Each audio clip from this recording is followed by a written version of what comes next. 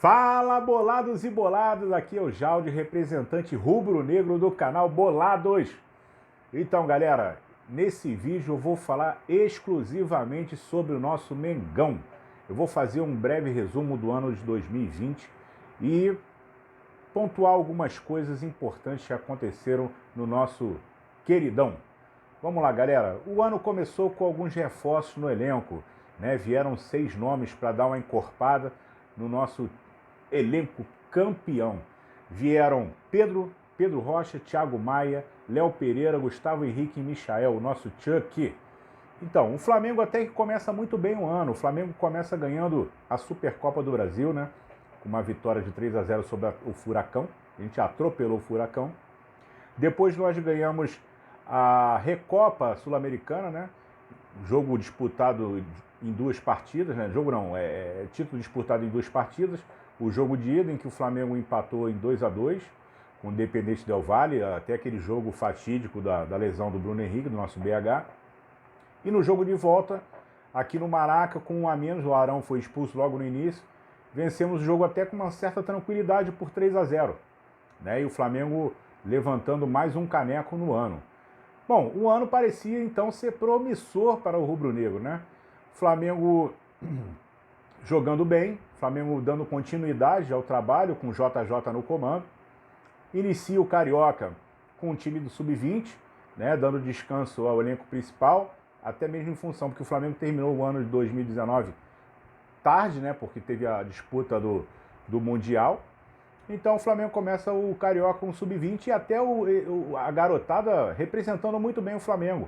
Teve apenas um pequeno tropeço, mas que representou muito bem o Flamengo, inclusive levando o Flamengo a ser campeão da Taça Guanabara, que significa o primeiro turno do Campeonato Carioca. Começando a Libertadores, o Flamengo também começa muito bem, vence o primeiro jogo fora, contra o Júnior Barranquilla lá na Colômbia, e vence o seu segundo jogo contra o Barcelona de Guayaquil aqui no Maracanã. Esse jogo tal que foi o último jogo com público antes da paralisação em função da Covid, né? E o Flamengo até então estava muito bem, galera. Foi um começo de ano avassalador do Mengão. Bom, com a paralisação, como todos já sabem, todos ficaram em casa durante um bom tempo. Os jogadores não puderam estar dentro do CT do Ninho do Urubu, podendo fazer sua preparação física e tentaram manter algum tipo de condicionamento dentro de casa. Né? Com isso, começaram algumas novelas. A novela da diretoria, que começou a entrar em atritos políticos, entrar em atritos com emissora de televisão, e a novela JJ. O Flamengo estava naquele impasse da renovação ou não do Jorge Jesus, que foi se estendendo por um bom tempo e a torcida realmente muito ansiosa para que o português continuasse no nosso Mengão. Bom, depois dessa paralisação, o Campeonato Carioca volta em junho.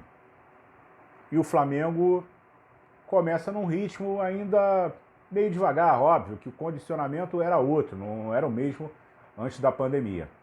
E JJ resolve renovar com o Flamengo por mais um ano, até junho de 2021. E a galera vibra, né? Pô, eu também fui um que, pô, graças a Deus, JJ vai ficar no nosso Mengão. Mas o que a gente viu a partir de aí foi um Flamengo com rendimento muito abaixo do esperado nos jogos. O Flamengo não jogando muito bem, mas mesmo assim o Flamengo consegue o êxito e levanta o título de campeão carioca 2020, não jogando bem. Só que após o término do Carioca, o JJ comunica a sua saída do Flamengo e ele vai para o Benfica. Foi muito triste, eu achei que o JJ, por um lado, não foi correto com o Flamengo ficou muito na mão, a diretoria, por outro lado, não se respaldou da iminente saída, as cláusulas na renovação do contrato do JJ para mim foram falhas, o português fez o que quis e o Flamengo ficou na mão, né? Bom, esse aí foi um breve resumo do primeiro semestre do Flamengo, né? Então, agora vamos ao segundo semestre do Flamengo. O segundo semestre do Flamengo foi muito ruim mesmo. Vamos começar que o Flamengo, além das contusões de alguns jogadores, contusões essas também que jogadores que foram convocados para a seleção brasileira, como o Rodrigo Caio, ficou um tempão aí no estaleiro. O Flamengo teve problemas de extra-campo, de Covid, surto de Covid no elenco, diversos outros fatores. E nisso estava lá o técnico contratado após Jorge Jesus, seu Domenech, né? Um técnico muito fraco, né? Técnico não, ele é auxiliar de técnico, né? Um técnico, um auxiliar muito fraco, que não tem comando. Então eu nem vou falar muito do Domenech, que ele tentou implementar uma filosofia no Flamengo que foi horrorosa. Ele havia chegado ao Brasil dizendo que não iria mudar muito, que tinha um vasto conhecimento sobre o Flamengo, mas não foi o que nós vimos durante o tempo dele no Flamengo, né? Ele deixou uma defesa muito fraca, né? Uma defesa muito vulnerável, fazendo um rodízio de jogadores absurdo, entendeu? Os jogadores não tinham entrosamento, principalmente o setor defensivo, onde via todo jogo tinha uma zaga diferente. E, aliás, todo jogo havia um time diferente. A gente não sabia exatamente qual era o time principal do Flamengo, o time titular, não existia. E falta de entrosamento, além do que a saída do nosso líder em campo e fora de campo, que foi o Rafinha, o Flamengo começou uma decaída muito grande. Domenech acumulou diversas derrotas ridículas, entendeu? E que culminou com todas as pressões internas e externas com a saída dele, a demissão dele. Em seguida, o Flamengo foi atrás do seu Rogério Ceni, que na época era torcedor. Ele é torcedor do São Paulo, hein? Olha lá, isso é importante lembrar. Ele era técnico do Fortaleza, veio para o Flamengo e já chegou com a filosofia completamente oposta ao que ele fez no Cruzeiro. No Cruzeiro ele quis implementar o método de trabalho dele, batendo de frente com os medalhões, e aqui no Flamengo ele fez exatamente ao contrário, né?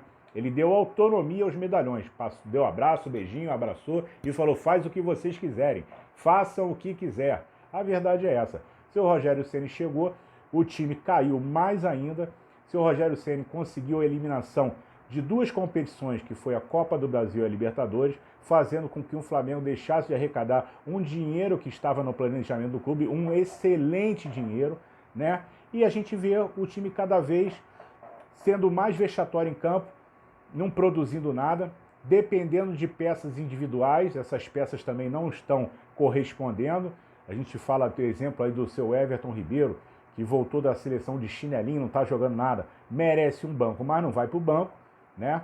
Eu não vou entrar em detalhes táticos de jogo agora, porque eu estou fazendo um breve resumo, mas vou dar um outro exemplo aqui, que o último jogo que eu assisti, que foi contra o Ceará, que o Flamengo perdeu por 2-0 dentro do Maracanã, na sua casa, o Vitinho terminou o jogo como lateral direito, né? E mais uma vez ele improvisando o Arão na zaga. O Arão que não está nem cumprindo direito com as suas funções de cabeça de área. O Arão, quando vai ao ataque, ele volta trotando, ele não corre. O time do Flamengo realmente está sem nenhuma gana, sem vontade de vencer. Sabe o que parece? Parece que esse elenco sentou no ano de 2019. Parece que 2019 foi o suficiente para representar eles para o resto da carreira deles dentro do nosso clube, né? Então, eu vejo uma série de fatores determinantes para a queda do Flamengo. O técnico, que é fraco, tá? Uma diretoria também perdida, sem planejamento, parecendo amadora. Eles se vangloriam da parte financeira, da estruturação financeira. Correto, estruturação financeira é importante. Vamos ver lá para frente se eles estavam também totalmente certos, né? Mas no que tange ao futebol, eles estão perdidos. Se perderam no fato de Jorge Jesus sair com facilidade, se perderam em diversas outras situações. Uma diretoria que tem um presidente que é omisso, né, que só aparece na hora do oba-oba, entendeu? Na hora de cobrar, ele não bota a cara. Um vice-presidente de futebol que passou o ano inteiro preocupado com as eleições municipais, né? Ele conseguiu até o êxito, entrou como vereador, parabéns a ele, né? Mas o Flamengo ficou em segundo plano. É uma briga de ego, uma vaidade. O Flamengo está em segundo plano. O futebol do Flamengo está em segundo plano. Então isso aí tem que mudar. O segundo semestre eu nem vou querer falar muito, porque é muito triste. É muito triste você ver um elenco caríssimo como esse, um elenco de ponta, jogando o que está jogando, sem produção, sem vontade. Uns caras que recebem os salários altíssimos, que jogam num dos maiores clubes do Brasil, recebem em dia e não doando sangue em campo. Como o Galo falou. Quando não vai na técnica, vai na raça. Então, eu acho que está na hora de mudança completa. Quem não tiver afim, entrega o boné, vai embora. Sabe por quê? O Flamengo é sua torcida. Técnico, jogador, diretoria, presidente, esses passam, o Flamengo é para sempre, tá? Então espero que vocês tenham gostado do vídeo, se inscrevam no canal, dê aquele like e ative a notificação. Isso aqui é Flamengo. Saudações rubro-negras.